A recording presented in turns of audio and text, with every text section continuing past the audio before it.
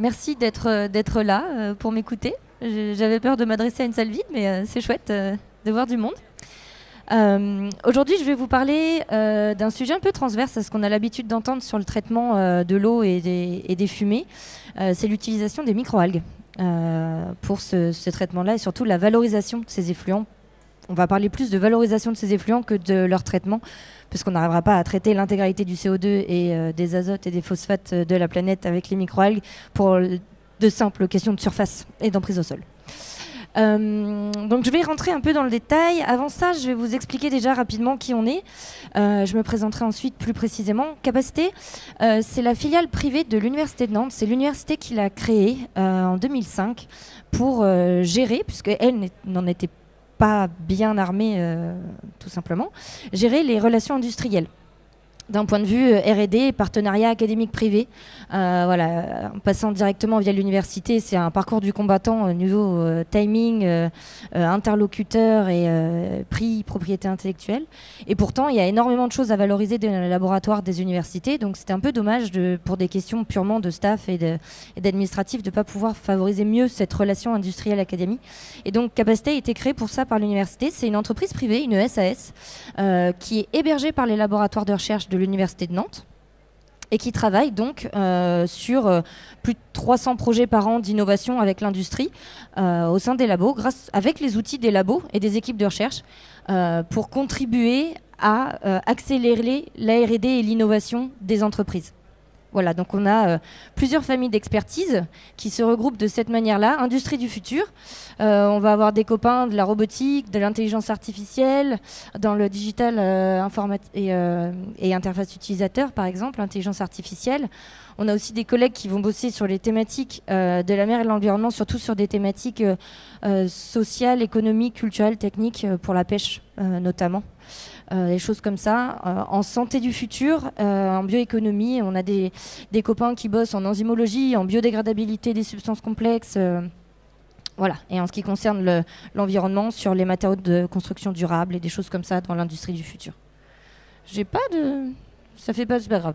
Donc vous allez imaginer où je pointe, et puis ce sera tant pis pour vous. Voilà. Donc ça c'est moi, tout flou, mais du coup vous m'avez en net juste là, donc ça tombe bien. Moi c'est Lucie, je travaille dans l'équipe bioprocédés appliqués aux microalgues, qui est basée à Saint-Nazaire, hébergée par le laboratoire GEPEA, qui est un laboratoire de génie des procédés en environnement et en agroalimentaire, qui est composé de 5 équipes de recherche, dont une sur les bioprocédés appliqués aux microalgues. Donc le GEPEA, c'est le petit logo rouge, qui est une unité mixte du CNRS et qui a inauguré en 2015 une plateforme qui s'appelle la plateforme Algosolis à Saint-Nazaire, qui est une plateforme de sécurisation des projets industriels de culture de microalgues. Le problème des microalgues, c'est que ça fonctionne très bien à l'échelle de la paillasse, mais quand on commence à monter en échelle industrielle, il n'y a plus rien qui fonctionne comme ça marchait à la paillasse, comme beaucoup d'autres sujets thématiques, surtout en biotechnologie, puisque les microalgues rentrent beaucoup plus dans le sujet de la biotechnologie que de l'agriculture ou de la technique ou de l'industrie pure et dure. Donc on avait besoin de ces échelles intermédiaires, pilotes, pour pouvoir valider les procédés de culture et de raffinage des microalgues. Donc l'avantage, c'est que là, on peut avoir des données qui sont extrapolables derrière à l'échelle industrielle grâce à cette plateforme. Donc la plateforme est un outil qui est géré par l'université et le CNRS, et elle est opérée au jour le jour par des ingénieurs et techniciens de capacité pour réaliser des prestations de recherche avec l'industrie directement, des études de faisabilité, des validations pilotes. Et avec les chercheurs du GEPEA, les thésards, les stagiaires, sur des projets plus académiques de recherche. Voilà. Donc, c'est moi qui gère cette business unit. On est 6 de capacité sur cette plateforme à bosser sur le criblage des souches, la validation de la montée en échelle, ce que j'appelle l'écologie industrielle, donc l'utilisation des algues pour traiter, valoriser les effluents liquides et gazeux, et le raffinage de ces algues une fois qu'on les a produites pour créer de la valeur ajoutée sur cette biomasse. Alors maintenant, on va rentrer dans le vif du sujet, parce que ça, c'est bien gentil. Donc maintenant, vous savez qui on est et ce qu'on fait. Et on va parler un peu gestion des effluents. Aujourd'hui, il y a déjà des technos qui existent. Vous les connaissez sûrement déjà. Elles ont leurs avantages et leurs inconvénients. Elles sont souvent très efficaces, mais très chères. Ou alors, elles utilisent des produits chimiques, c'est difficile de les gérer derrière, et ça libère des dioxines. Il y a des performances moyennes parfois. Donc, c'est très bien, mais on rencontre quand même pas mal de verrous, et notamment des verrous de coût, ou des verrous d'efficacité ou de gestion des bouts à la fin, qui ne sont pas forcément satisfaisantes, et sur lesquelles on a envie de faire un peu plus de circulaire, puisqu'on traite certes, mais on n'en fait rien derrière de ce qu'on génère. Voire même ça devient des déchets quand on utilise par exemple des coagulants ou des flocculants ou des produits et procédés physico-chimiques.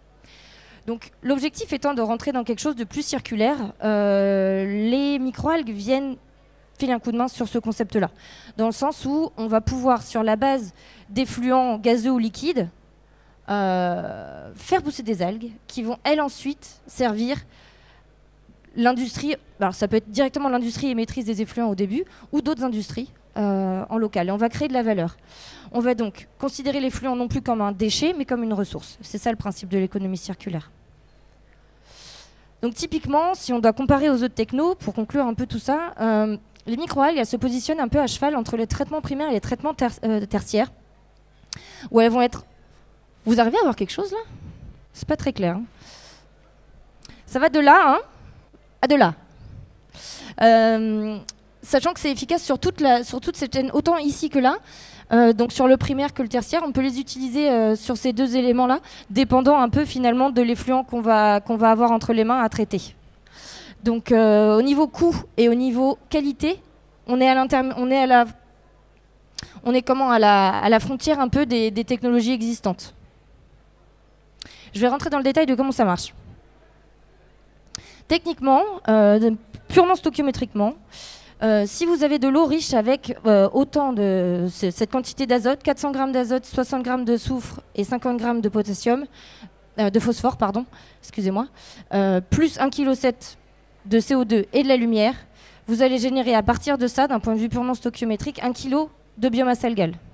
Cette biomasse algale, elle a l'avantage d'être beaucoup plus riche que simplement de l'azote, du soufre et du phosphate. Elle contient des protéines, des vitamines, des acides gras essentiels, mais aussi des acides gras saturés, des pigments, des minéraux, des oligo-éléments. Tout ça, c'est de la création de valeur non négligeable, et notamment pour des marchés comme le feed, les biostimulants, les bioplastiques. J'y reviendrai plus tard. Mais voilà, sur quelque chose qui est de la matière première non valorisable ou très peu valorisable, on va arriver à quelque chose de bien plus valorisable. Il faut considérer ensuite au niveau des chiffres que, alors c'est des moyennes qui sont variables en fonction de pas mal de paramètres. Sur l'équivalent d'1 hectare par an, on va pouvoir imaginer produire une trentaine de tonnes d'algues qui va consommer 12 tonnes d'azote, 1,8 tonnes de soufre, 1,5 tonnes de phosphate et 50 tonnes de CO2. Ça, c'est la stoichiométrie pure et dure. Ça peut paraître pas beaucoup, et c'est pour ça qu'on va parler de valorisation et pas forcément de traitement. Je me répète à ce niveau-là. On ne va pas résoudre le problème de l'azote mondial grâce aux microalgues, malheureusement. Il va falloir trop de surface. Vous voyez, là, on parle sur 1 hectare. Alors, il y a des technos qui sont un peu plus compacts, qui vont permettre de pouvoir réduire cette emprise foncière, qui est quand même également assez primordiale dans les problématiques de traitement d'eau. C'est juste une question après de dimensionnement. En fait, ça se réfléchit et un peu chaque projet peut avoir son sur-mesure, finalement. Donc, faut considérer ça comme une moyenne. Ça peut être beaucoup plus et ça peut être aussi beaucoup moins. Mais c'est la moyenne qui est réaliste. À partir de ça, il faut considérer des avantages. Les avantages de l'utilisation de la biomasse algale comparée à d'autres technos, ça va être le fait qu'on va créer de la valeur économique, ce qui sera non négligeable par rapport à ce qu'on fait traditionnellement dans le traitement d'eau. On va éliminer efficacement les azotes, les phosphates, mais aussi des micropolluants, type résidus de médicaments, mais aussi des métaux lourds, ou des résidus de produits cosmétiques aussi. Tout ça, les algues arrivent à les absorber ou les absorber pour les supprimer de l'eau. Donc on a une efficacité vraiment très élevée de l'abattement des polluants dans l'eau. Certaines études s'attaquent au PFAS, mais on va peut-être pas aller jusque-là. En tout cas, c'est très efficace pour capter tout ça. Et notamment donc aussi les gaz, donc pas uniquement les eaux, mais aussi le CO2. Et puis on réduit grâce à ça le coût de production des microalgues par 3. Donc il faut considérer, si on le réfléchit à l'inverse, quitte à produire des algues, qui ont besoin de toute façon de la stoichiométrie que je vous ai donnée juste avant, autant utiliser ces éléments qui sont disponibles et qui partent soit à l'égout, soit aux petits oiseaux, et qu'on ne valorise pas aujourd'hui sur le territoire. Dans une question, encore une fois, d'économie circulaire et de gestion globale des intrants, de fermer la boucle des nutriments et d'essayer de les garder au maximum pour créer quelque chose de valeur. Et donc, encore une fois, ce que je veux dire, c'est que quitte à avoir besoin de tout ça pour produire des algues, autant les utiliser donc, sur la base des effluents. Ça permet de produire une biomasse équivalente en qualité à 3 fois moins cher. Donc ça permet, en plus de ça, d'être plus rentable sur les fameux critères de valeur ajoutée au niveau économique, que je vais détailler juste après. Parce que du coup, on produit une biomasse moins chère. Le problème aujourd'hui des microalgues, c'est que c'est une biomasse qui coûte cher à produire et qu'on produit peu. Donc on est sur des petits volumes qui coûtent cher, et donc on adresse essentiellement des marchés de niche. La pharma, la cosméto, l'agroalimentaire, la nutraceutique. Si on veut pouvoir aller vers des marchés de moyenne valeur ajoutée, il faut réussir à réduire les coûts et à en faire plus. Cette symbiose industrielle effluent-microalgues en économie circulaire permet ça. Permet de valoriser les algues sur des marchés un peu plus intermédiaires. Les inconvénients, évidemment, puisqu'il n'y a pas de raison qu'il n'y ait que des avantages, c'est la gestion et la maintenance des micro-organismes, qui sont des petites bêtes qui réagissent très vite et qui ont tendance à avoir envie de cracher au moment où on n'a surtout pas envie qu'elles crachent. La sensibilité aux variations de l'effluent et de l'environnement, toujours question de la cinétique d'impact. Et l'acceptabilité sociale qui peut aussi être un souci quand on parle de cultiver des algues sur des effluents. Donc ça, c'est très dépendant de l'effluent, encore une fois, qu'on va utiliser. Si c'est un effluent d'agroalimentaire qui est lui-même food grade, il n'y a pas de raison que ce soit un problème. Si c'est des eaux de station d'épuration, ça pose plus de questions. Donc il y a cet inconvénient derrière pour les questions d'application. Donc typiquement, les souches qui sont aujourd'hui les plus utilisées dans la littérature et dans le monde pour le traitement des effluents liquides et gazeux, c'est celle-ci. Donc il y a des chlorophycées, des cyanobactéries, donc des chlorelles, des sénés, des smodesmus, c'est un peu la même souche. La spiruline et la Synechocystis qui sont des cyanobactéries. Et puis il y a aussi des démonstrateurs qui, eux, cherchent pas forcément à faire pousser une souche en particulier, mais plus font pousser en bassin ouvert les algues locales. Donc, ça s'inocule tout seul. Il y a plein de souches différentes qui poussent dans le bassin. Ça marche super bien pour traiter les eaux, parce que du coup, c'est des souches qui s'y sont mises parce qu'elles s'y sentent bien, donc forcément elles produisent bien, donc elles consomment bien. Donc ça traite très bien les eaux, et ça, dans ces conditions-là, souvent l'objectif est plus de traiter l'effluent que de valoriser les algues derrière. Puisque du coup, on ne maîtrise plus vraiment ce qu'il y a dedans. On va quand même réussir à valoriser cette biomasse, qui n'est pas une seule et même biomasse, mais peut-être une dizaine, peut-être 5, en épandage. On va quand même à la valoriser, et ce sera bien plus intéressant que les boues de stations d'épuration, par exemple, en termes d'efficacité de fertilisation des sols. Du fait de toute la composition des algues que je vous ai détaillée juste avant. Pour vous donner une idée de rendement d'abattement et de traitement, voici un petit tableau qui présente des moyennes en fonction des souches sur des eaux industrielles. Donc là, on est sur des eaux industrielles, donc c'est des eaux de l'industrie agroalimentaire, par exemple, ou de brassicole, ou ce genre d'industrie qui rejette ses propres effluents. Donc voilà, c'est pour vous donner une idée de l'efficacité. Alors, ça peut aussi être moins bien, bien évidemment, mais c'est rare. Et si c'est moins bien, c'est que c'est pas la bonne souche et qu'il ne faut pas y aller. Il faut trouver une meilleure souche. Donc vous voyez, là, des souches, en réalité, des souches de microalgues, il y en a plusieurs milliers. Il y en a une quinzaine qui sont commercialisées aujourd'hui dans le monde. Pour le traitement d'eau, il faut choisir celles qui sont robustes et surtout celles qui sont robustes en réalité. Sinon, globalement, elles vont toutes avoir la même stoichiométrie de consommation des azotes, phosphates et soufre et de CO2. Et donc, elles vont globalement être toutes plutôt efficaces. Après, c'est une question de robustesse. Donc ça, c'est une vraie moyenne. S'il n'y a pas une vraie moyenne, même au-delà d'une moyenne, c'est des vrais résultats, quoi. Je veux dire, c'est ce qu'on obtient avec les algues en traitement d'eau, en abattement des azotes et des phosphates. Je vais vous donner un cas plus concret de ce sur quoi on a travaillé nous personnellement. C'est le projet qui s'appelait AlgoStep, qui a été financé par l'ADEME et la région Pays de la Loire, qui cherchait à développer un modèle de traitement des eaux usées associé à la production de microalgues sur une approche waste to value. Donc c'est ce que je vous disais sur l'économie circulaire, pour garantir un modèle technico-économique viable. Donc on a fait la démonstration à l'échelle, donc en conditions solaires, sur 2 fois 1 mètre cube de bassin. Donc un bassin de traitement, un bassin de lagunage en fait, qui était connecté dans le process. Et donc on a réussi à démontrer... échec de la présentation. On a réussi à démontrer, en gros, du coup, vous voyez rien, c'est nul, mais c'est pas grave. Je vais essayer de vous expliquer. Donc là, vous voyez un petit 40 mg par litre d'azote. Ok, c'est l'azote, ça. Ah bah, vous n'arrivez même pas à voir que du coup, on arrive à 0. Bon, c'est naze. Bon, bah, croyez-moi, on était à 0. Et sur les phosphates aussi. Sauf, tu vois, les phosphates, il y a un moment où on a quand même galéré à atteindre 0, et d'où le rapport N sur P que je vous présente là. Vous n'allez rien comprendre à ce que je vous raconte, c'est catastrophique. On s'est rendu compte qu'en fait, le ratio N sur P était primordial pour réussir à abattre les phosphates qu'on n'arrivait pas à abattre parce qu'on était tout simplement limité en azote. Voilà, c'est pour la petite histoire. Les azotes tombaient à 0, mais pas les phosphates. On ne comprenait pas pourquoi. Et on s'est rendu compte qu'en fait, elle n'avait plus d'azote, donc elle poussait plus, puisqu'elle n'avait plus à bouffer. En fait, l'azote, c'est la source principale de nutrition des algues. Et donc, à partir du moment où elle était limitée en azote, elle poussait plus, donc elle consommait plus non plus les phosphates. Donc, on lui a rajouté un peu d'azote. Vous voyez, on est monté à 60. Et là, on est tombé à 0 en phosphate et aussi en azote. Et donc, c'est ce fameux ratio N sur P qu'il faut réussir à garantir pour être sûr d'abattre 100%. On était à 100%. Hein.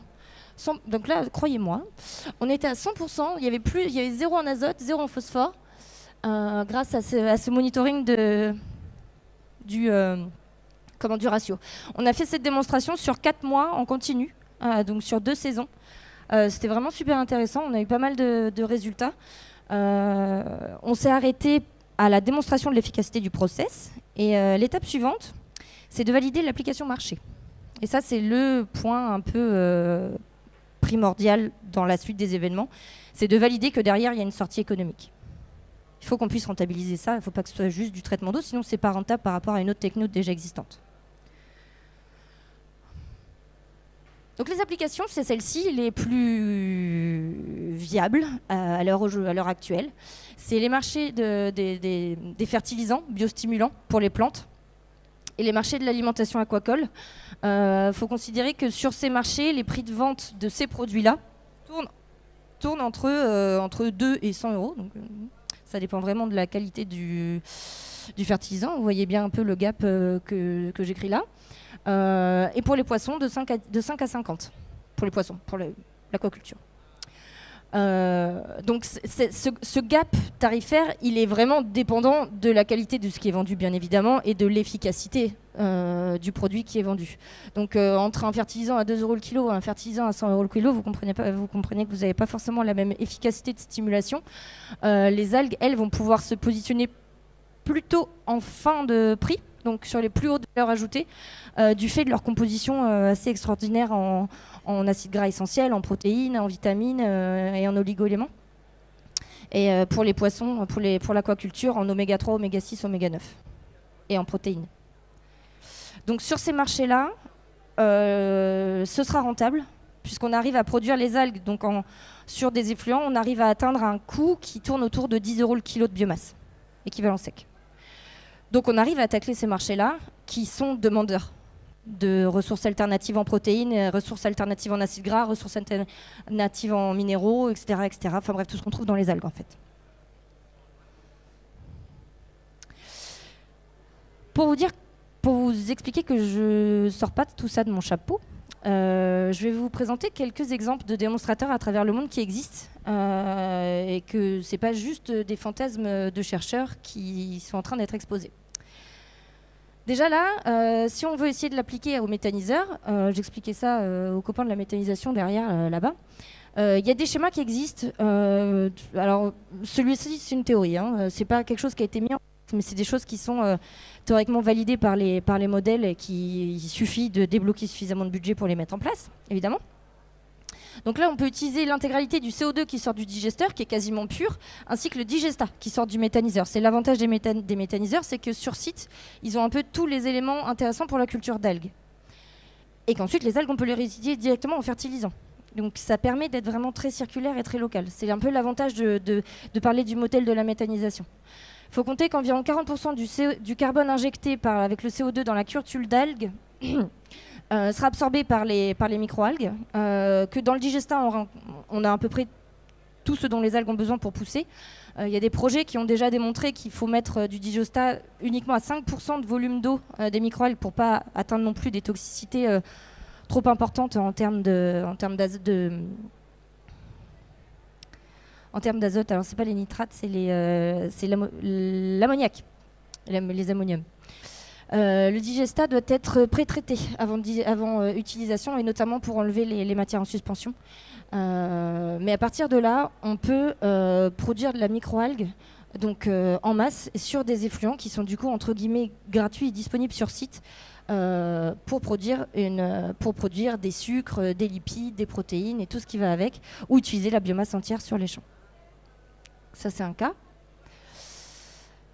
Il y a le projet Cimentalgue qui, lui, a été aussi réalisé en partie sur la plateforme Algosolis dans un premier temps de démonstration, qui, lui, a vocation à se plugger. Enfin, c'est un démonstrateur qui est en cours sur le site de Vicat à Lyon, qui est un cimentier français, qui se plug directement aux fumées de sortie de l'usine de cimenterie pour capter le CO2 et les chaleurs fatales de l'usine de cimenterie pour produire des algues, avec une capacité d'environ 1 tonne de microalgues sèches par an pour le démonstrateur, à l'échelle du démonstrateur, et qui a démontré aussi ses performances. Alors là aussi, se pose la question de la valorisation de la biomasse, qui est en cours de... Il faut trouver là leur verrou actuel, parce qu'ils ont fini la démonstration, c'est super, ça marche, c'est génial. Il faut qu'ils trouvent une entreprise qui puisse ensuite s'accoler à tout ça pour valoriser la biomasse. Aujourd'hui, il est là un peu le point bloquant de ce démonstrateur, puisque techniquement, ça marche très bien au niveau de la valo, du CO2 et de la culture des algues. Sachant qu'ils ont validé que les fumées en sortie d'usine, là, après traitement, après passage dans les tuyaux, du coup, ressortaient à un niveau de CO2 très pur qui permettait d'aller sur de l'agroalimentaire pour les algues. C'est pour vous dire le niveau de qualité qu'on peut avoir derrière. Donc c'est en cours. Dans le sud de la France, il y a aussi le projet Vasco 2 qui réduit l'énergie atmosphérique de CO2, de NOx de la zone industrielle ou portuaire de Fox, avec un financement ADEME. En Australie, il y a l'utilisation de CO2 d'une centrale d'énergie à charbon qui recycle 270 000 tonnes de CO2 qui produit 270 000 tonnes de CO2 par an, qui le recycle, mais pas 100% avec les algues, en partie avec les algues, financé par l'État du New South Wales. Chose en cours. Il y a le projet Red Wine au Portugal qui démontre la faisabilité technique et économique et environnementale de l'intégration des effluents gazeux de la fermentation du vin, qu'on peut aussi appliquer à la brasserie, qui est très riche en CO2, les gaz de fermentation, pour la culture de chlorelle. Ils utilisent aussi les effluents liquides du nettoyage des cuves. Voilà, donc ça aussi, ça marche très bien. C'est pour des applications alimentation, cosmétiques, produits agricoles, parce que là encore, on est sur des effluents qui sont de très bonne qualité. C'est pas des eaux de steppe. En Allemagne, nous avons 2 copains en Allemagne qui font aussi de la valorisation de fumée par microalgues. Voilà. En Suède, on a Algoland. Algoland, ils ont brainstormé à fond sur le nom, c'était sympa. Utilise le CO2 d'une cimenterie, toujours, pour une capacité de 3000 litres de culture. Donc ça, c'est les démonstrations. Et donc c'est toujours important de pouvoir d'abord valider à échelle démonstrateur avant d'ensuite investir sur une usine plus grande. On manque encore malheureusement de recul sur toutes ces technologies, donc on ne peut pas directement dire ok go, on fait 1 hectare de membrane pour, je dis n'importe quoi, il n'y a pas besoin d'1 hectare de membrane, mais pour traiter nos dizaines de milliers de mètres cubes mensuels, hebdomadaires. Donc là encore, c'est des fonds publics qui supportent ça, notamment du fait du risque élevé au niveau investissement. En Italie, ils font pareil. Ils récupèrent la chaleur résiduelle d'environ 5 kWh par tonne d'acier avec réduction consécutive de 450 tonnes par an de CO2. Donc ça, c'est un démonstrateur en place. Au Canada aussi. Aux États-Unis aussi. pareil, je ne sais pas si les présentations seront disponibles, mais sinon ça va être long. Voilà. Alors, aujourd'hui, des fournisseurs de techno, il en existe. C'est-à-dire que ce n'est pas simplement à l'échelle du démonstrateur financé par des agences nationales. Il y a des entreprises qui vendent des technos de traitement d'eau par microalgues. En France, on a Enixo. Enixo qui est là. On a Zeni qui est là. On a Carbonworks aussi, que j'ai pas mis, mais eux se positionnent que sur la partie CO2, pas forcément traitement d'eau. Les Américains, il y a Clearas et Algawil, je crois, qui traitent l'eau par microalgues. Donc ça, c'est des solutions qui sont disponibles. Qui sont faites. En Australie, il y a dans le milieu du désert aussi toute une commune qui est gérée au niveau des eaux municipales par des très grands bassins de traitement d'eau par microalgues. Alors l'avantage des Australiens, c'est qu'ils ont vachement de soleil. Donc ça, c'est pas mal. Et ils ont vachement de place aussi. L'Australie, c'est 14 fois la France en termes de surface. Et ils ont des grands déserts avec beaucoup de soleil. Donc ils ont la chance de pouvoir installer des très grands bassins de traitement d'eau. Et donc, toutes ces entreprises, ce qu'il faut bien avoir en tête, c'est que elles sont toutes très différentes en termes de technologie. Je ne sais pas si vous voyez bien, mais donc il faut les comparer en termes de CAPEX, d'OPEX. Donc le coût d'abattement des nitrates en fonction de la technologie qu'on va utiliser va varier de 5 à 150 € le kilo. Donc c'est pas négligeable le choix de la technologie, le kilo de nitrate. Il faut faire attention également à l'emprise foncière, fonction de la techno, un grand bassin va pas du tout avoir la même emprise foncière que des cuves, et la robustesse industrielle pour ne pas avoir à être microbiologiste dans une usine de traitement d'eau, et de pouvoir gérer quand même la technique de traitement. Enfin, voilà. C'est-à-dire qu'on ne peut pas non plus s'inventer spécialiste en tout, donc il faut que le système soit quand même un minimum robuste.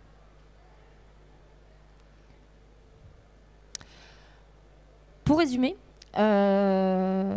au niveau des... Donc vous avez bien compris, hein, les algues, elles poussent là-dessus. En poussant, elles consomment ces trucs-là et elles créent de la valeur.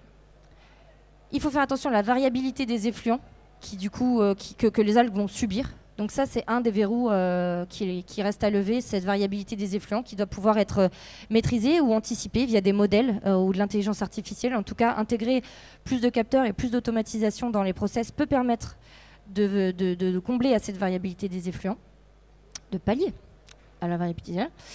Le passage à l'échelle industrielle, parce que je vous ai montré plein de démonstrateurs, mais ce serait bien que ça passe la seconde, même si c'est vraiment... C'est la seconde, on va dire que les démonstrateurs, c'est la seconde et qu'on va passer à troisième maintenant. Ça, ce serait l'idéal. L'automatisation donc du procédé, ce que je disais, l'acceptabilité sociale. Et puis au niveau des perspectives, c'est des choses qui permettent d'avoir un rapport coût-volume pour la production des microalgues qui rentre dans des coûts qui sont acceptables sur des marchés intermédiaires que je cite juste à côté. Les biocarburants, l'alimentation animale, les biostimulants, les ingrédients de chimie verte pour faire des bioplastiques par exemple. L'accès à donc de nouveaux marchés pour ces algues, mais aussi des nouveaux marchés pour les potentiels industriels qui voudraient utiliser cette technologie pour traiter leurs eaux, même si, encore une fois, ce n'est pas forcément la meilleure idée. Idéalement, si on est un industriel de l'agroalimentaire, c'est bien de rester sur son marché de l'agroalimentaire. Et bien pourquoi pas. En fait, rester sur le marché de l'agroalimentaire, c'est aussi peut-être même un meilleur modèle. La démarche d'économie circulaire, qui va être de plus en plus intéressante. L'avantage, c'est que les microalgues, elles peuvent aussi rentrer dans les nouvelles réglementations REUT, réutilisation de l'eau en interne, dans les eaux de lavage, pouvoir utiliser ces eaux-là et donc utiliser moins d'eau pour la culture. Et la séquestration du carbone, bien sûr, l'abattement de l'azote. Donc si on fait un bilan de tout ça, on a pu démontrer la diminution des coûts de production, créer de la valeur sur les effluents, diminuer l'impact environnemental de l'industrie. On a un fort retour d'expérience mondiale et locale sur ces questions-là et une approche multi-acteurs microalgues industrielles qui reste à consolider. Voilà, donc c'est un driver fort de la bioéconomie et de l'économie circulaire, l'utilisation des microalgues en traitement de l'effluent. Nous, ce qu'on peut faire dans tout ça, c'est accompagner le monde industriel et les collectivités à mettre ça en place de manière un peu plus concrète. Alors, l'idée de commencer par un démonstrateur est quand même assez stratégique pour valider ça avant d'investir plus loin. Et ce qu'on fait, c'est qu'on commence par faire un diagnostic, des études de faisabilité. On valide sur la base papier que ce qu'il y a dans l'effluent est conforme pour une culture d'algues en termes de composition, qu'il n'y a pas d'éléments toxiques ou inhibiteurs de croissance, enfin tout ça.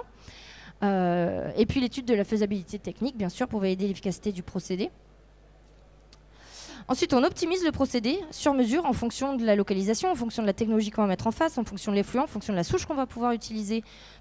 Tout ça n'est pas aussi clé en main qu'une techno membranaire, par exemple. Donc on va faire le choix et l'optimisation des systèmes, l'adaptation des paramètres de culture, développement de procédés de raffinage. Si on veut aller sur des applications à encore plus forte valeur ajoutée, si on veut aller extraire les oméga 3, les oméga 6 pour le pet food, par exemple. Et puis derrière, on va accompagner l'industrie jusqu'à l'intégration sur site avec le développement de stratégies pour l'intégration des microalgues dans le processus industriel, l'ingénierie de procédés pour assurer la transition, des outils de monitoring pour assurer le bon fonctionnement des systèmes. On peut faire un petit peu d'ACV et de tech éco aussi. Et puis de la formation pour les équipes sur les bonnes pratiques et la gestion des systèmes de culture. Donc on a cette démarche intégrée de suivi global du projet, puisque c'est des choses qu'on maîtrise bien, l'utilisation des effluents pour la culture d'algues. Voilà, je vous remercie.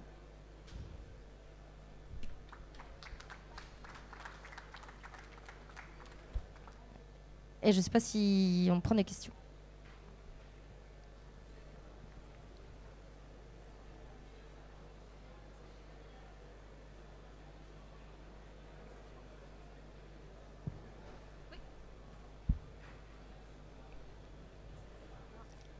Alors, il y a quelqu'un qui arrive avec un micro.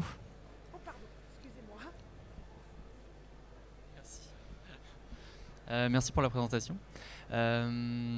Est-ce que ce serait possible, dans le cas de la méthanisation, d'avoir un système qui s'auto-alimente un peu avec la production de biogaz et la production de microalgues au même endroit? Et que les algues retourneraient dans le méthaniseur? Bah ouais, et que du coup, dans le méthaniseur, le CO2 qui est produit vienne alimenter les algues. Ouais. Alors c'est souvent le schéma qui revient. Moi je l'aime pas ce schéma. Je trouve que ça manque de valeur ajoutée en fait. En fait c'est tellement riche les algues, c'est un or tellement intéressant que je trouve que de le remettre dans le méthaniseur c'est dommage. On peut en faire des choses tellement plus intéressantes. Mais c'est souvent le schéma qui revient dans la tête des gens. Mais pourquoi pas hein. En tout cas il n'y a rien qui empêche la méthanisation des microalgues. Elles se méthanisent très bien. Mais est-ce que c'est quelque chose qui serait même en termes de qualité de ce qu'on peut faire avec une algue, est-ce que c'est quelque chose qui serait performant aussi de les remettre, de les réutiliser dans la méthanisation, ou alors il faudrait quand même en rajouter en plus, ça s'auto-alimenterait c'est-à-dire pas, que pour que ce soit significatif, il faudra en mettre beaucoup. Et quitte à en avoir beaucoup, autant les valoriser dans l'alimentation animale ou dans l'amendement des sols ou des plantes, ça apportera beaucoup plus de choses que de le remettre dans le méthaniseur. À moins que j'ai une très mauvaise connaissance du prix du méthane et que ce soit beaucoup plus intéressant dans le méthaniseur. Mais en tout cas, ça se méthanise très bien et c'est des choses qui sont envisageables. Je trouve ça dommage, mais c'est tout à fait possible. En tout cas, on serait dans le circulaire du plus circulaire qu'on puisse circuler.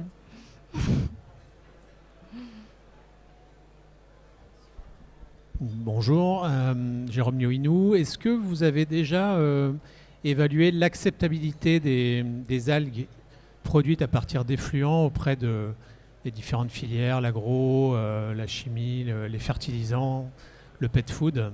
Oui. Alors, c'est pas nous, en personne, qui l'avons fait, c'est les partenaires qui s'en sont occupés. Mais c'est pas très accepté. En tout cas, pas pour l'agroalimentaire ni pour la cosmétique, par exemple. Et c'est pour ça qu'on parle des marchés plutôt biostimulants, fertilisants et alimentation agricole. Là, pour le coup, il y a beaucoup moins de problèmes. Parce que faire pousser des algues sur des bouts de steppe, c'est pas trop comestible. Oui, je suis d'accord. Hein, c'est un peu bête, mais il se trouve que c'est la réalité. Les gens veulent pas manger des algues qui ont poussé sur du pipi et du caca. Faut pas leur dire. On est obligé de justifier d'une traçabilité des choses, surtout en agroalimentaire. Donc c'est pas des marchés qui sont trop exploitables, sauf si c'est sur des effluents de l'agroalimentaire elle-même, qui sont des effluents clean, quoi, des eaux de lavage de cuve cuves je sais pas, de pelures de tomates. Enfin voilà, il y a rien de sale à ça vraiment. Donc là-dessus, il n'y a pas de problème.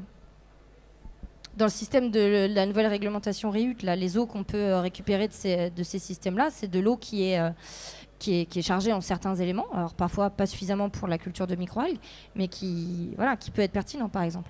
Ou sur les effluents d'industrie pharmaceutique, on a parfois des eaux qui sont très riches en azote et qu'on peut valoriser derrière sur des marchés de très haute valeur ajoutée aussi.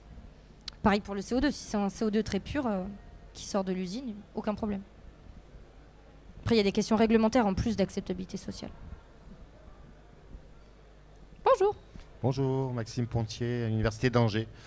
En fait, vous ne parlez quasiment plus des microalgues comme voie de préparation des biocarburants de 3e génération. Est-ce que c'est fini? On n'en parlera plus? Non, c'est pas fini. Il y en a encore il y en a encore qui bossent dessus. Mon laboratoire, par exemple. Où est la clé, en fait? Est-ce que c'est économique? Non. Changement d'échelle? Non. Je suis pas persuadée de... On est encore sur des TRL très très bas pour les biocarburants. C'est-à-dire qu'il faudrait énormément de volume à très peu cher. Et aujourd'hui, on ne sait pas faire avec les algues. Donc la recherche continue sur ces sujets. Il y a eu une grosse tendance là, dans les années 2010 autour des biocarburants. C'était un peu la débandade avec la crise. Il y a une crise. J'avais pas l'âge de m'intéresser aux crises politiques à ce moment-là, mais voilà, il y en a eu une, en tout cas, sur les carburants. Elle a un nom, mais j'arrive plus à me souvenir de cette crise-là. Toujours est-il que du coup, il y a eu branle-bas de combat sur les financements publics pour trouver des carburants alternatifs, et de 3e génération notamment, puisque les 2e générations ils rentraient en compétition avec l'agroalimentaire, donc ça ne pouvait pas fonctionner. Pendant cette débandade de biocarburants, on a réalisé que ce n'était pas économiquement viable. Donc ça s'est un peu essoufflé au bout de 5-10 ans de recherche et de dizaines de millions, de milliards d'argent public. Aujourd'hui, ça reprend parce que les technos ont évolué, la connaissance a évolué. On a avancé dans ces domaines-là des algues et des technologies pour les cultures. Le verrou, c'était pas tellement la culture de la microalgue, mais c'était plutôt l'extraction des tags, etc. Donc c'est peut-être là qu'on est en train de on a avancé sur ces sujets-là, mais même sur la production des algues. Hein. Entre 50 € le kilo et 10 € le kilo de la production, voilà. Et ça, c'est sans compter le raffinage derrière. Donc on n'était pas viable. Et puis on arrivait à faire quoi 50 tonnes annuelles, 100 tonnes annuelles. On allait faire quoi avec ça? Donc les choses ont évolué. Maintenant, on arrive à en faire plus à moins cher. Il y a toujours un effet d'économie d'échelle aussi. Plus on en produit, moins ça coûte cher au kilo. Et on arrive à minimiser aussi l'impact financier du raffinage, de l'extraction des tags, ce qui fait, et même des sucres, hein, parce qu'on peut faire du bioéthanol aussi avec les microalgues. Mais les Sustainable Aviation Fuel, là, c'est de nouveau dans les mots-clés des financements européens. La production de dioxygène, est-ce que c'est une voie aussi intéressante? Les algues, à la manière d'hydrogène, mais c'est un peu... Ouais, alors, bon. Alors on peut faire de l'hydrogène hein, avec les algues, elles produisent de l'hydrogène. Certaines, pas toutes. L'oxygène, c'est la photosynthèse. Donc elles font la photosynthèse, donc elles font de l'oxygène. Donc elles captent le CO2 grâce à l'énergie lumineuse et elles relarguent de l'oxygène. Il faut savoir qu'à l'échelle planétaire, historiquement, c'est les microalgues qui ont transformé notre atmosphère irrespirable en atmosphère respirable. Elles sont responsables même encore aujourd'hui de 50% de l'oxygène qu'on respire sur Terre, dans les océans, les lacs, les rivières. Donc oui, l'oxygène... on parle d'économie circulaire d'un point de vue purement économique, mais elles sont aussi, d'un point de vue environnemental, très circulaires. Après, il y a la tendance du CCU ou du CCS, le Carbon Capture and Utilization ou le Carbon Capture and Storage. Les algues, on les utilise beaucoup en Carbon Capture and Utilization. Donc on réinjecte le carbone qu'elles captent et réinjecté dans l'environnement, dans le marché, puisque quand on fait une biomasse vivante, quand elle se décompose ou qu'on la transforme, le CO2 va à un moment ou un autre être relargué. Mais sous peut-être une autre forme ou en carbone organique, voilà, etc. C'est du carbone qui revient à la Terre. Si on veut le minéraliser, ce carbone, parce qu'il y a aussi certaines souches de microalgues qui carbonisent le carbone. Non, carbonisent pas le carbone, elles minéralisent le carbone sous forme de carbonate de calcium en créant une coquille autour d'elle. Ce qui permet du coup de minéraliser le carbone et donc de faire du carbon capture and storage. Et là, pour le coup, on stabilise le carbone de manière durable. Parce qu'il y en a d'autres au Maroc, par exemple. Il y a une usine de microalgues qui traite certains effluents maraîchers en ajoutant de l'eau de mer au niveau du désert dans le sud du Maroc et qui ensuite récolte ces algues et les enfouit dans le désert. Et donc ils font du storage. Ouais. Il faut les enfouir vraiment très très profond pour qu'ils soient vraiment, vraiment stockés. Sinon il y a forcément un moment où ils vont quand même se dégrader et que ça va quand même relarguer. Donc attention au greenwashing sur les microalgues. Il y a un peu de tout et rien. C'est important d'être bien aligné sur ce qui est vraiment possible avec les algues. Il y en a beaucoup qui vendent des solutions de traitement d'air par microalgues aussi. Vous avez peut-être entendu parler de ça. Du coup, je repense, comme vous parlez de mettre des microalgues dans des méthaniseurs, donc on va faire des processus anaérobie. Est-ce qu'on fera du méthane? Ouais. Donc c'est ouais. Oui, c'est oui. envisageable. Oui, oui, bien sûr. Ouais. À partir du moment où on méthanise, oui, c'est de la digestion anaérobie. On pourrait faire du méthanol après derrière, peut-être. On pourrait faire des centons. Pas des centons de Provence, des centons. Oui, oui. Oui, on peut. Ça, c'est valorisé, peut-être. Oui, tout à fait. Ok. Merci. Merci.